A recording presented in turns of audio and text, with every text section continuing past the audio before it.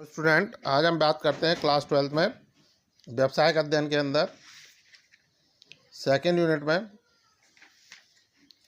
जो वैज्ञानिक प्रबंध थे, जो वैज्ञानिक प्रबंध के सिद्धांत हैं या उनकी हानि, उनकी आलोचना या उनकी सीमाएं के बारे में बात करेंगे। तो जो वैज्ञानिक प्रबंध है उनका श्रमिकों और मिल मालिकों दोनों द्वारा विरोध किया गया, यानी श्रमिकों ने भी उनका विरोध किया और मालिकों ने भी उनका विरोध किया, यानी उनके वो अगेंस्ट रहे। तो पहले हम बात करते हैं कि श्रमिकों ने इसका विरोध क्यों किया। तो श्रमिकों द्वारा क्रिटिसाइज करने का सबसे पहला कारण था कार्यभार में वृद्धि होना। तो जो वैज्ञानिक प्रबंध में कार्य के प्रमापीकरण के नाम पर, यानी जो प्रमापीकरण का सिद्धांत उन्होंने दिया था, उसके आधार पर श्रमिकों का जो कार्य करने का समय था, कार्य करने का जो गति थी, उन सभी में वृद्धि हो रही थी और जिसका उनके स्वास्थ्य पर प्रतिकूल प्रभाव पड़ रहा था।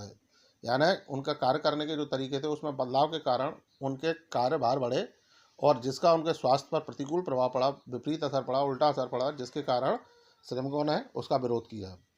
दूसरा, बेरोजगारी का भय। तो वैज्ञानिक प्रबंध में जो प्रमाणित कार्य का ऊंचा निर्धारण, प्रेरणात्मक मजदूरी प्रणाली आदि के द्वारा उत्पादन में वृद्धि से कम श्रमिकों की आवश्यकता होगी। यानी जब हम उत्पादन में वृद्धि करेंगे, मिल मालिकों द्वारा जब उत्पादन में वृद्धि कराई जाएगी, तो ऐसी स्थिति में श्रमिकों के अंदर ये डर बैठ गया, उनको ये डर होने लगा, इस बात की चिंता होने लगी कि यदि प्रेरणात्मक मजदूरी यानी जो जितना काम करेगा उतनी अधिक मजदूरी, तो ऐसे में जो कुशल श्रमिक होंगे वो कम समय में ज़्यादा से ज़्यादा काम करेंगे, जिससे अन्य श्रमिकों को बेरोजगार होना पड़ेगा। तो इस कारण भी उन्होंने वैज्ञानिक प्रबंधों का या वैज्ञानिक प्रबंध के सिद्धांतों का विरोध किया। शोषण को प्रोत्साहन। तो वैज्ञानिक प्रबंध में प्रेरणात्मक मजदूरी प्रणाली के द्वारा श्रमिकों से कम काम तो अधिक लिया जाता, परंतु बड़े काम के अनुपात में उसे लाभ प्राप्त नहीं होता था। यानी जो वैज्ञानिक प्रबंध के सिद्धांत थे वो शोषण को बढ़ावा देने वाले थे। यानी जो कर्मचारियों से ज़्यादा काम कराया जाता था और उससे होने वाले लाभ, उस अतिरिक्त लाभ में से उन्हें पूरा पैसा नहीं दिया जाता था या उस अतिरिक्त लाभ में से उनके हिस्से का लाभ उनको नहीं दिया जाता था। तो ऐसी स्थिति में जो श्रमिक थे उनको ये भी डर था कि उनका शोषण कहीं ना कहीं मिल मालिकों द्वारा उनका शोषण किया जाएगा, इसलिए उन्होंने इसका विरोध किया। फिर है अलोकतांत्रिक।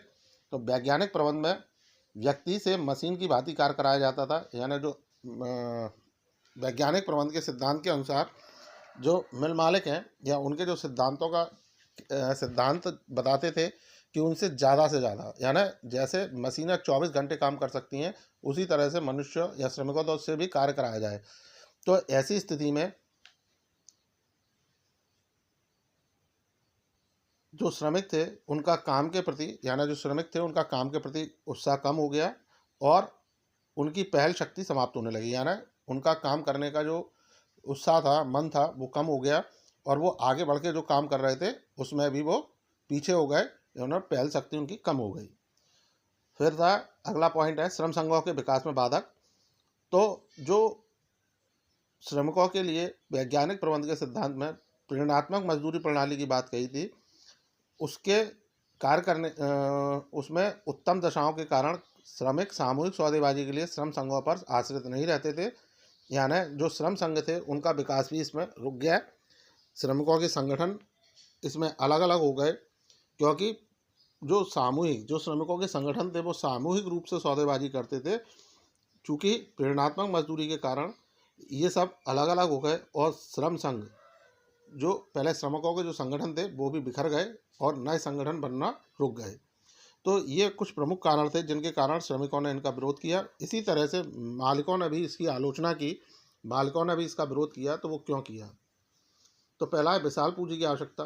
तो वैज्ञानिक प्रबंध प्रणाली की स्थापना हेतु बहुत व्यय करना पड़ता है तथा कारखाने में जो उपरिव्यय, ओवरहेड, जो हमारे एक्सपेंसेस हैं उनमें अनावश्यक वृद्धि होती है। अतः विशाल पूंजी की आवश्यकता होती है, जिसे देखकर मालिक इसे अपनाने से उदासीनता दिखाते हैं। यानी मालिकों ने इसका विरोध इसलिए किया कि अगर इन्होंने ये कहा वैज्ञानिक प्रबंध प्रणाली के अनुसार उन्हें कारखाने में, अपने मिलों में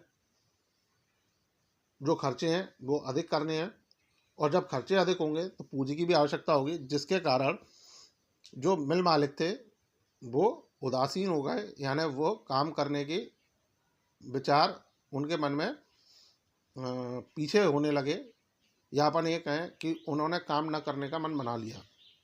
तो ऐसी स्थिति में भी मिल मालिकों ने इनका विरोध किया। फिर है पुनर्संगठन की समस्या। वैज्ञानिक प्रबंध में कारखाने के संगठन में परिवर्तन करना पड़ता है। यदि ढांचा ठीक नहीं है तो उसमें आमूल परिवर्तन आवश्यक हो जाता है, अतः नियोक्ता सामान्यतः इसे बदलने के पक्ष में नहीं होते।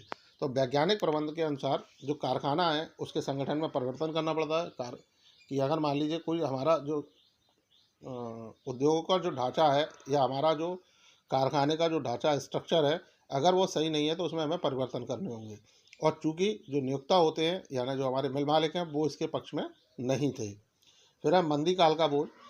तो अलग से नियोजन विभाग स्थापित होने के कारण नायकों की संख्या में वृद्धि हो जाती है, अतः मंदी काल में इसकी स्थायी नियुक्ति मालिकों पर एक बोझ बन जाती है।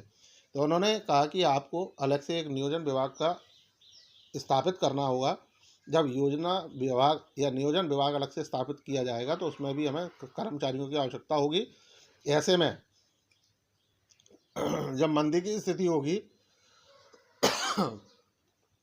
जब मंदी की स्थिति उत्पन्न होगी तो ऐसे में जो मिल मालिक हैं उन पर अतिरिक्त बोझ आएगा। तो इसके कारण भी मिल मालिक वैज्ञानिक प्रबंध के विरोध में रहे। फिर है लघु संस्थाओं के लिए अनुपयुक्त। तो जो छोटे छोटे संस्थाएं होती हैं या लघु स्तर के जो संस्थाएं होती हैं उन्होंने भी इसका विरोध किया, क्योंकि जो मालिक हैं वैज्ञानिक प्रबंध का लघु स्तरीय संस्थाओं में उपयोग करना व उनके लाभ प्राप्त करना संभव नहीं होता है। यानी जो मालिकों के अनुसार जो मिल मालिक थे उन्होंने ये बताया कि वैज्ञानिक प्रबंध का अगर हम प्रयोग करके जो छोटी छोटी संस्थाएं हैं, अगर इन वैज्ञानिक प्रबंध का उपयोग करके वो अपने लाभों को नहीं बढ़ा सकते या उनके द्वारा प्रबंध के जो वैज्ञानिक प्रबंध के सिद्धांत हैं उनको लागू करके जो छोटी संस्थाएं हैं वो लाभ प्राप्त नहीं कर सकती हैं या लाभ को बहुत अधिक मात्रा में नहीं बढ़ा सकती हैं। तो गाइस आपको ये समझ में आया होगा। इससे संबंधित डाउट्स या क्वेरीज के लिए आप कमेंट सेक्शन में जाके कमेंट करें।